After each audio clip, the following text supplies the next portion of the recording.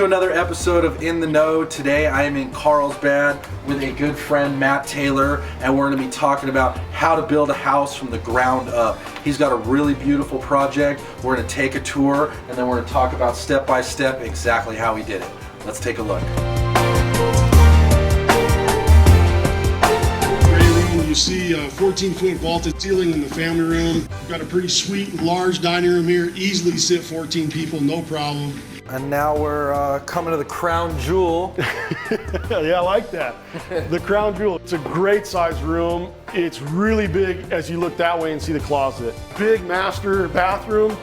We've got a massive shower. The shower's over 6 feet wide. It's over 4 feet deep. You walk out this back deck, you've got a private, covered, wraparound deck off the master, and you have beautiful views of down South Coast San Diego. Love it.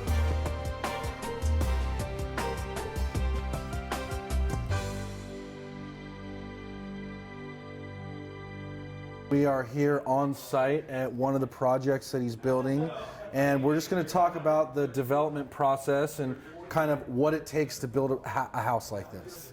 What did you like about it when you bought it? What was it that caught your eye that this was the one? As soon as I drove down the street, so it was about 3 years ago was when we bought it, 3 years ago this last January, and real estate was just taking off by the beach. Stuff was getting picked up. There was this property, and there's a property on the street, and there's one more on the other side. And we had first looked at one down the street. It was on Garfield. Has a lot of car traffic. It was one of those things that you're kind of sitting there and liked it, but weren't really loving it. That property, we wound up getting in a bidding war on it. We lost the bidding war. I was super discouraged, got in my truck, started driving away, and I drove a few blocks away. I randomly turned down this street to actually leave Carlsbad. Turned down the street, saw a sign in the front, stopped, and I have a video on my phone where I panned straight ahead and panned to the left at the house, and then panned back to the water and thought, this has an awesome ocean view. It doesn't have any beach traffic, so there's not a lot of cars driving by. You're on the same side of the street as the sidewalk and the staircase to go down to the beach. So you have awesome beach access that's very safe for kids. And I thought, this is where we're gonna build. We made an offer that night. We closed about 15 days later. And now 3 years later, we're almost done building it. And so you got yourself a really prime spot here in Carlsbad, which is really great, right? You're 500 feet from the water. And tell me about what was here when you bought it. Awesome. So there was like a 1940s bungalow on a 7,000 foot lot. It had been added on to and kind of pieced together through the years. There's probably some slumlord rentals going on in there back and forth, and they just kind of made it work. We saw the property, and by the time we looked at what was possible from a remodel standpoint, we realized very quickly that it was going to be a ground up. We literally hit the drafting table, and I drew the design myself. I drew it about 8 or 10 different ways, and we settled on this layout, and we're extremely pleased with how it's turning out. Just to take a quick sidestep, I forgot to give a quick shout out to Coors Light for hooking it up on a couple silver bullets while we do the interview, so cheers to that. It was a 1940s bungalow, and you drove by, great location, everything kind of fell together, it felt right for you. Yep. Tell me about what happened next. What was the next step in the development process? Ryan Development was started. I went on my own a little over 4 years ago. When I got out of college, I worked for another construction company that based in San Diego called Lusardi Construction. They're a great contractor. They build a lot of commercial projects. And then once I left that part of my life, the economy kind of took a tank. I spent a number of years specializing in risk mitigation and construction insurance, and then started flipping houses. And when I got done flipping houses, I went on my own, became a general contractor. You got the bug. I got the bug, and built a lot of remodel projects. And then when we bought this, we were in the process of flipping a couple other houses. My wife and I actually moved into the bungalow while we were in plan check.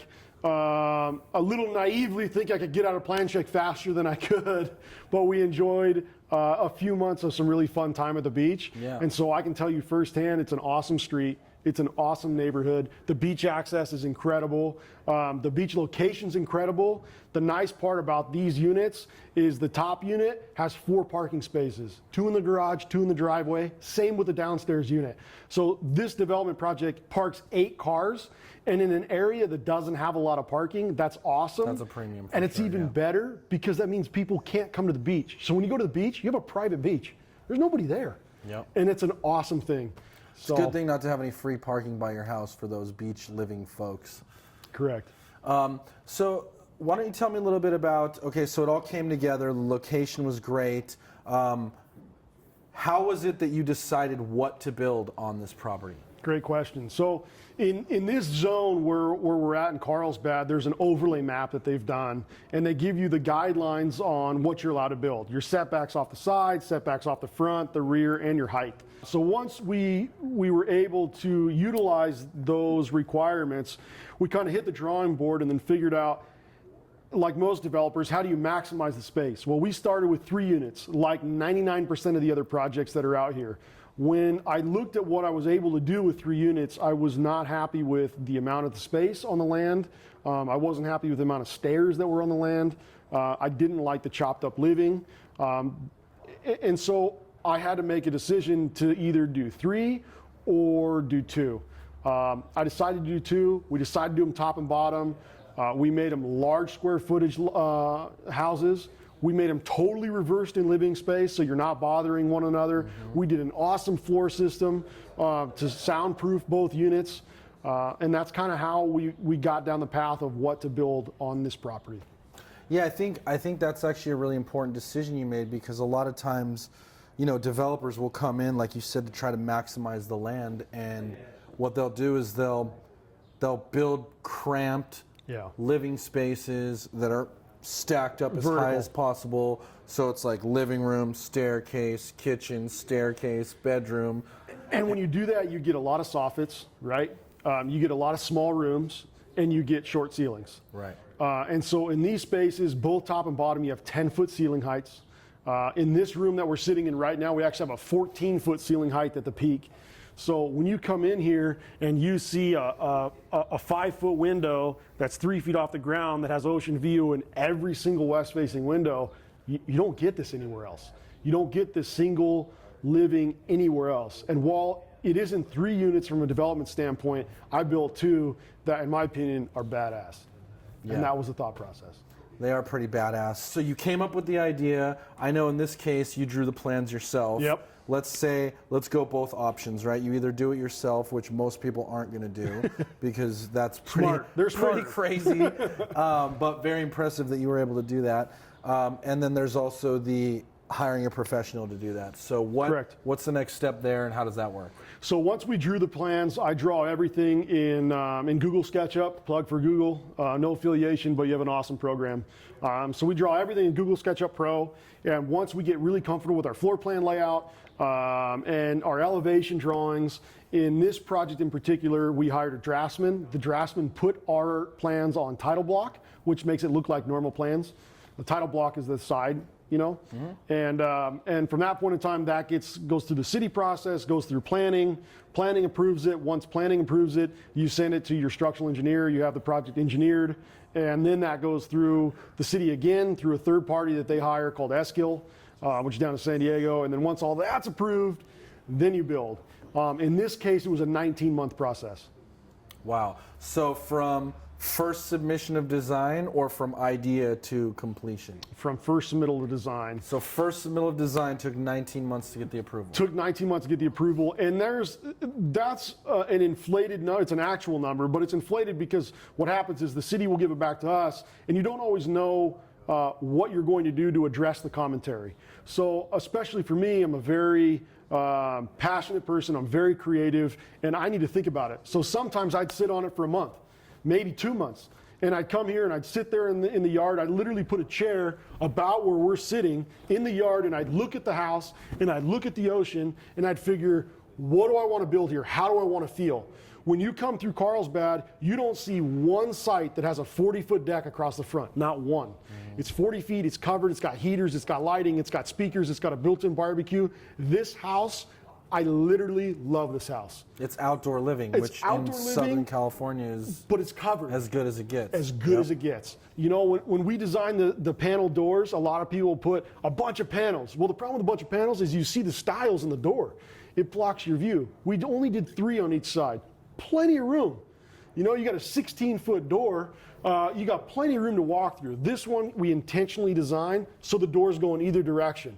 So when you're having a party, put them in the middle. You can walk around both sides, right? The wind's blowing, put them to the west, right? On this one, by the kitchen where the barbecue's at, you only want them sliding east because your barbecue's on the east wall and the wind's gonna blow that way.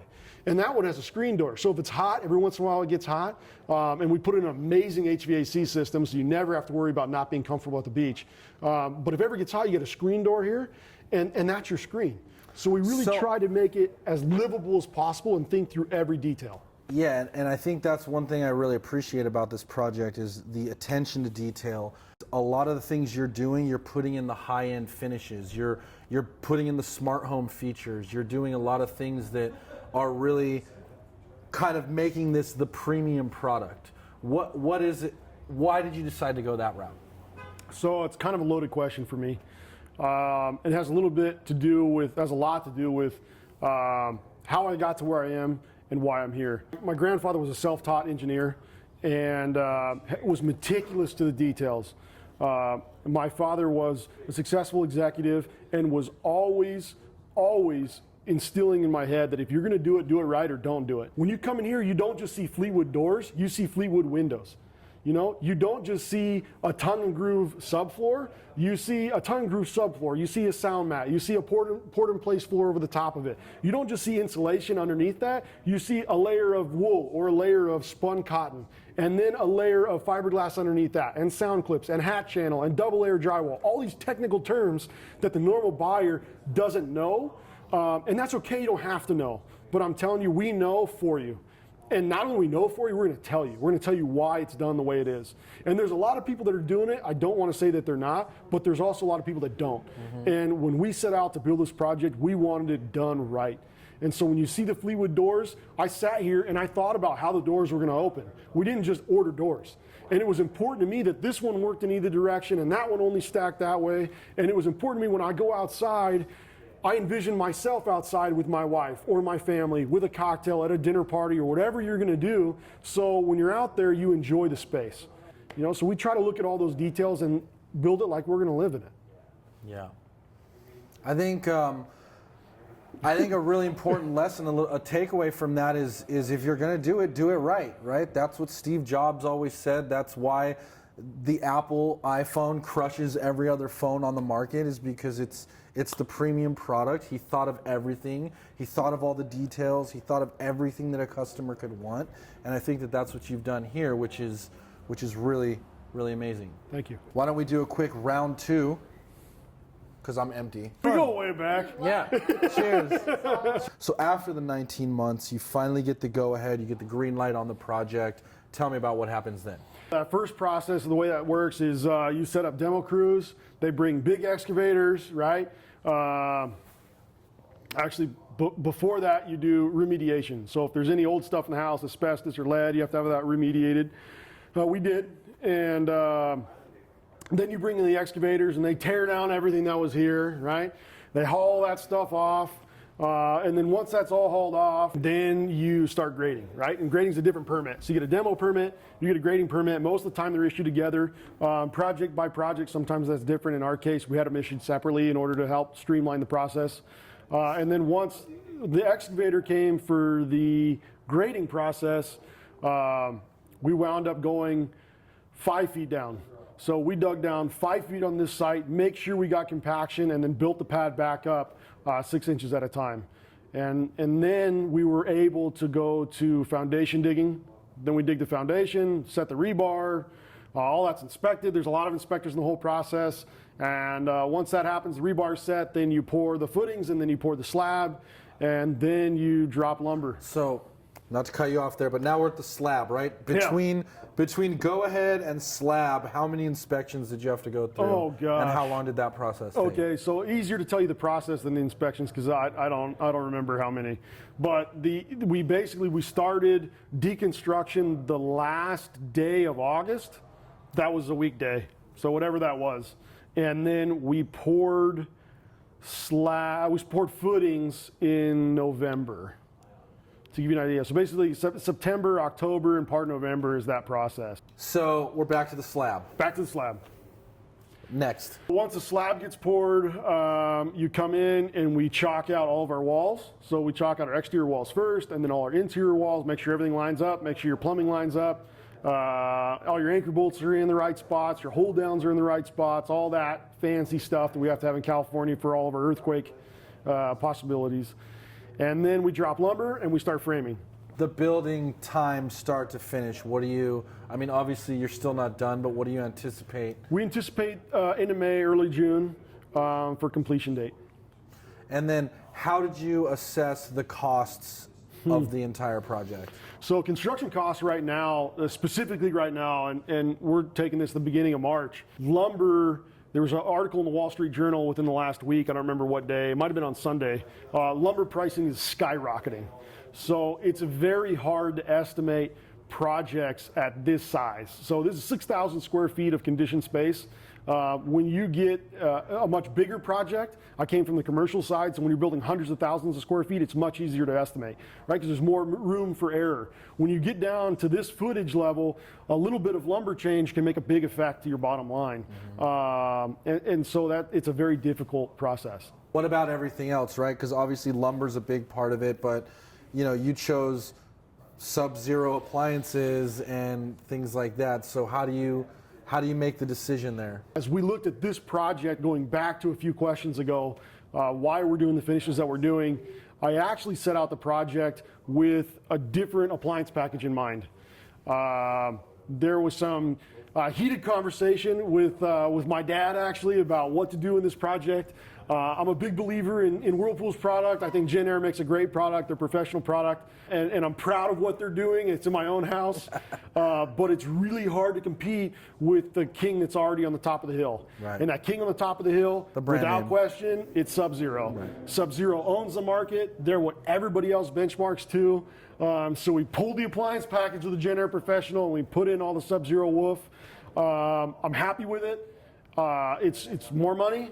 It's more expense, but they're the king at the top of the hill. So that's how we went that path. So one of the cool things about the property and the stage that it's in now is that if someone wanted to buy it, they could still pick their own finishes, right? Absolutely. So we're at the stage now that's really fun and exciting because we're right at the point where drywall is going to start next week. And when that starts, that's when our team gets hot and heavy into looking at what finishes are. So we're at that really fun part of the stage in the game where we can come in, we can pick countertops and backsplash and flooring and tile. If you're a buyer, now's the time to come in and be able to design your own house without the wait.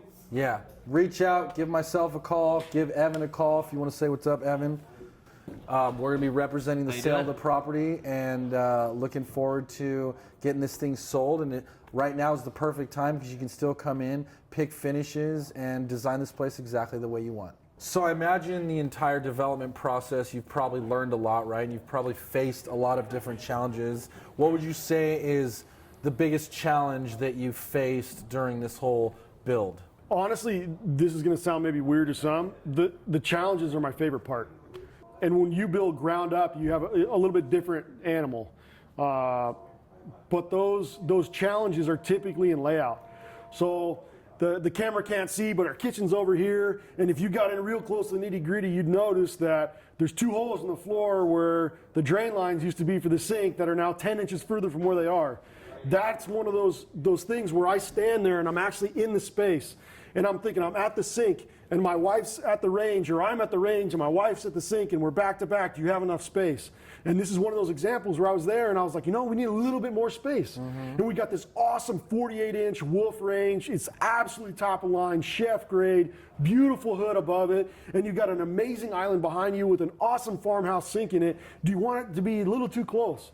And even though it was already set much more than any other standard home, it just needed a little bit more. So that 10 inches more, those are the details, those are the challenges, those are the hurdles that you overcome in the process when you're here every single day, all day long. I'm the first guy here, I'm the last one to leave. I got a broom in my hand, a nail gun in my hand. I wear my bags, for people who don't know, it's your tool bags, on a daily basis.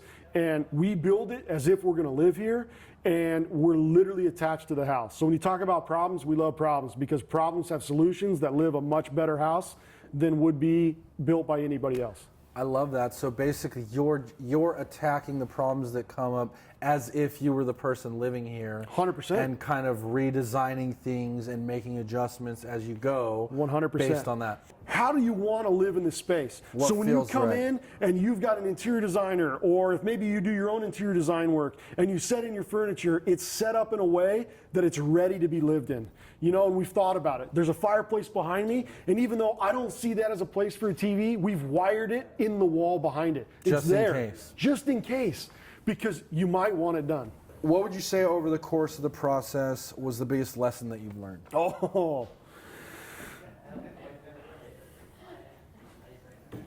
The biggest lesson. Yeah, that one got him. Pow! Yeah, man, there's so many Because I'm lessons. sure there's a lot, right? There's so many lessons.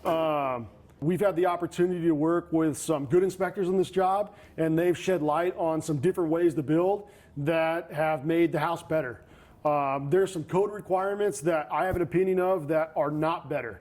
And those things we've discussed with them, and we've been able to change the status quo system model in order to accommodate a better way to build. So the lessons I've learned is stay involved always. And really they turn over the keys, and they haven't really had a lot done.